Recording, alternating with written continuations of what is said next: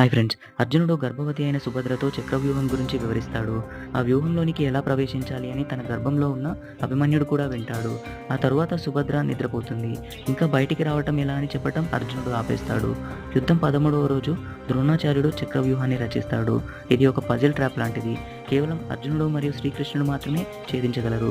కానీ వారు వేరొక సైన్యంతో పోరాడటానికి వెళ్తారు. అభిమన్యునితో కలిసి మిగతా పాండవులు చక్రవ్యూహంలోకి వెళ్ళాలనుకుంటారు. అభిమన్యుడు మొదటి భాగంలోకి వెళ్ళగానే మిగతా పాండవులు ప్రవేశించకుండా జయద్రథుడు దారి మూసేస్తాడు. అభిమన్యుడు గొప్ప వీరులను ఎదుర్కొంటూ వ్యూహం మధ్యలోకి చేరుకుంటాడు.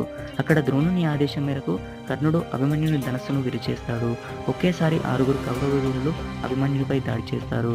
తన రథం ధ్వంసం అవ్వడంతో అభిమన్యుడు కత్తితో యుద్ధం చేస్తుంటాడు. ద్రోణుడు ఆ కత్తిని విరగ్గొడతాడు. చివరికి తన రథచక్రంతో పోరాడుతున్న అభిమన్యుడిని కర్ణుడు వధిస్తాడు. ఈ ఇన్ఫర్మేషన్ మీకు నచ్చినట్టయితే లైక్ చేయండి. ఈ ఛానల్ని సబ్స్క్రైబ్ చేయండి.